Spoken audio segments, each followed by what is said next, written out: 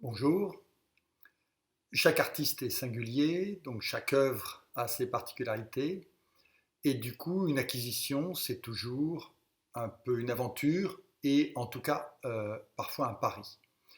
Et c'est de cela que j'aimerais parler avec l'acquisition d'un petit ensemble de gravures de Médizanade que j'ai proposé au comité d'acquisition en 2015. J'avais rencontré le travail de Mehdi lors d'une exposition en 2015 précisément. Et donc j'avais présenté quelques gravures dans l'exposition Villissima. Et du coup, j'ai eu l'idée donc de proposer au comité technique d'acquisition du FRAC-PACA une petite série qui n'était pas exactement d'ailleurs la même que celle que j'avais présentée dans l'exposition, de gravures de Médizanade. C'était en 2015. Il y avait plusieurs raisons à cela. D'une part, la gravure est un médium souvent un peu sous-considéré, mal représenté.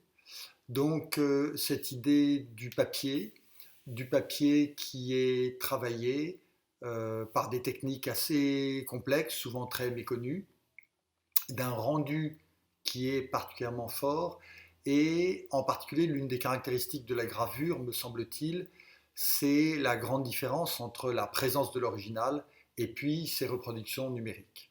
Donc c'était d'abord pour le médium gravure, c'était aussi parce qu'il y avait une idée d'une forme de pédagogie, justement, arriver à mieux faire connaître la gravure, d'où l'idée d'intégrer, en plus des 10 gravures, une plaque de cuivre gravée pour montrer le positif et le négatif, la plaque et le tirage.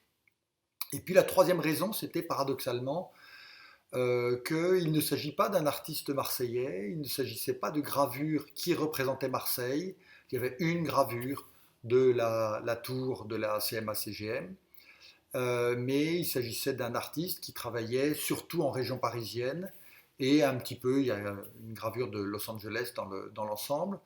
Donc on était assez loin, on n'était pas dans une motivation par la proximité, que ce soit de l'artiste, de son lieu de travail ou de ce qu'il représente.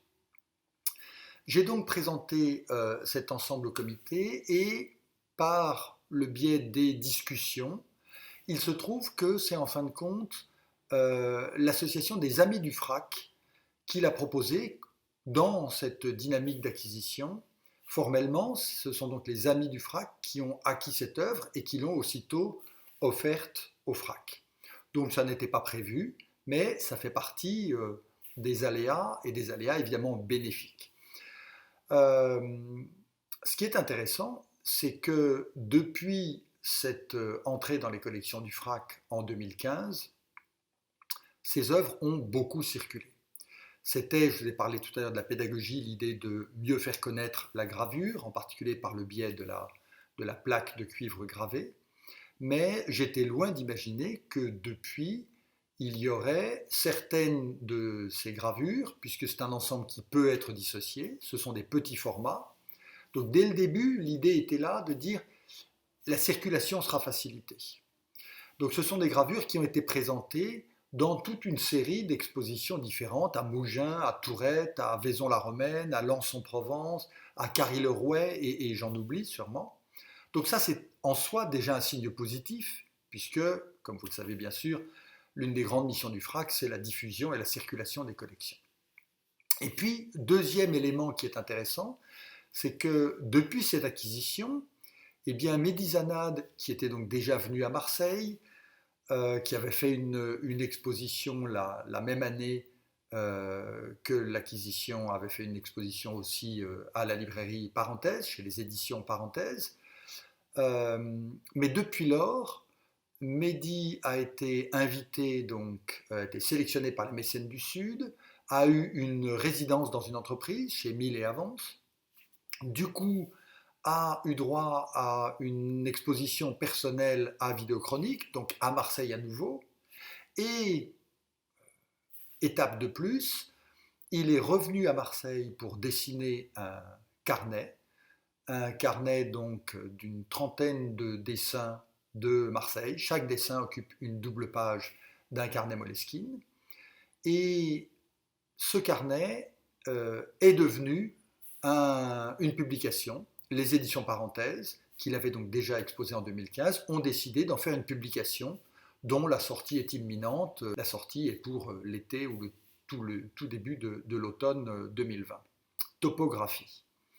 Donc, c'est intéressant de voir comment un artiste, d'une part, peut être assez largement diffusé, donc c'est bien pour le FRAC, c'est bien pour l'artiste évidemment, et comment l'achat par le FRAC peut être une sorte d'accélérateur à cette carrière.